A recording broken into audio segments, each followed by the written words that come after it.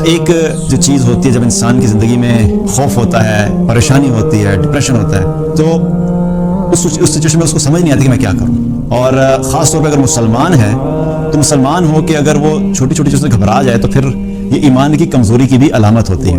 جب بھی لائف میں سٹریسفل سچویشن ہو، ڈپریشن ہو، خوف ہو، غم ہو، پریشانی ہو، تو سب سے پہلی چیز جو ہمارے دل میں اور ہمارے ذہن میں آنی چاہیے وہ کیا ہے کہ اللہ ہے. اللہ کو یاد رکھنا اور اللہ کے نام جو ہیں، اللہ کے ناموں کو پڑھا کریں ان ناموں کے مطلب کے ساتھ کہ وہ اللہ جس نے ہمیں دنیا میں بھیجا وہ اللہ ہے کیسا ہے.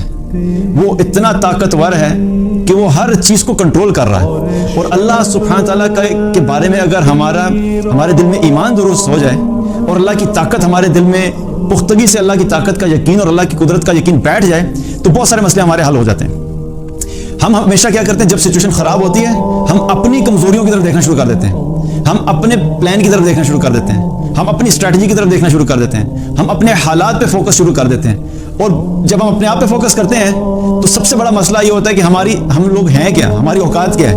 ہم کمزور ہیں، ہم جاہل ہیں، ہمارے پاس علم نہیں ہے، ہمیں فیوچر کا نہیں پتا، ہماری پلاننگ خراب ہو جاتی ہے، ہماری اسٹریٹجیز فیل ہو جاتی ہیں، ہمارے بزنس پلانز بڑے بڑے فلاپ ہو جاتے ہیں، ہماری بنائی ہوئی چیزیں خراب ہو جاتی ہیں، ہم سے تو کئی دفعہ اپنی زبان بھی کنٹرول نہیں ہوتی. تو ہمارے اپنے کنٹرول میں تو کچھ بھی نہیں ہے. تو پہلا فوکس کیا ہے؟ اللہ کی طرف فوکس کریں. میں کمزور ہوں، اللہ کمزور نہیں ہے.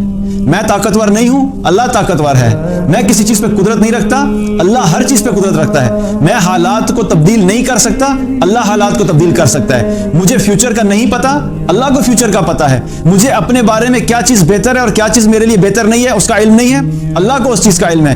ہر چیز کے بارے میں اس چیز کے اوپر سوچنا شروع کر دیا کریں کہ وہ اللہ ہے جو ہماری مدد کرے گا، وہ اللہ ہے جو ان حالات کو جانتا ہے، وہ اللہ ہے جو ان حالات کو تبدیل کر سکتا ہے. تو اللہ کے بارے میں سوچنا، اللہ کے بارے میں جاننا، یہ انسان کی زندگی سے اس خوف کو، اس سٹریس کو کم کر دیتا ہے. مسئلہ یہ ہوتا ہے کہ جب ہم اللہ کو چھوڑ دیتے ہیں اور اللہ سبحانہ تعالیٰ ہماری زندگی میں، ہماری ایکویشن میں نہیں ہوتا تو پھر ہمارے لیے حالات کو فیس کرنا کیا ہوتا ہے؟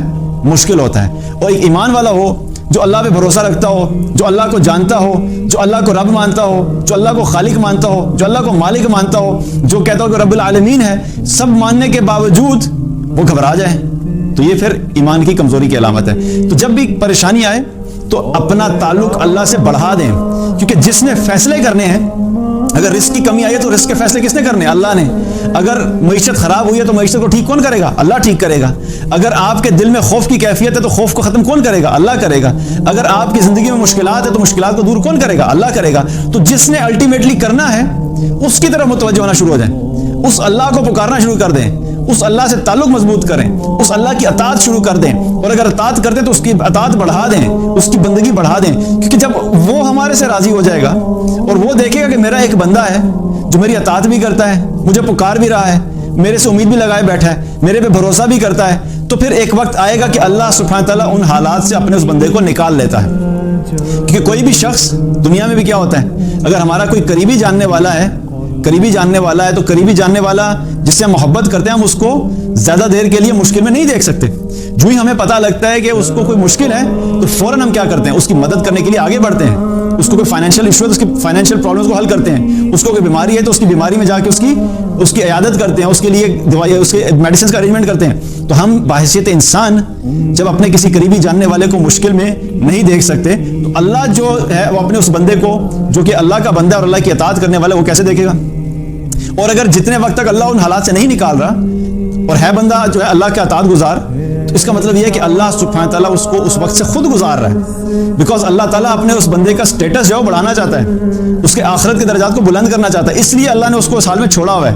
اب وہ حالات جو ہیں کبھی کبھی تھوڑی دیر کے لیے بھی ہو سکتے ہیں اور کبھی لمبا عرصہ بھی ہو سکتا ہے، لیکن فیصلہ اللہ ہی کی طرف سے ہوتا ہے. ہماری ہر چیز جو ہم پلاننگ بھی سمجھتے ہیں نا کبھی کبھی کہ ہماری پلاننگ کی وجہ سے چیزیں ہو رہی ہیں، وہ بھی حقیقت میں اللہ کے حکم سے ہی ہو رہی ہوتی ہیں.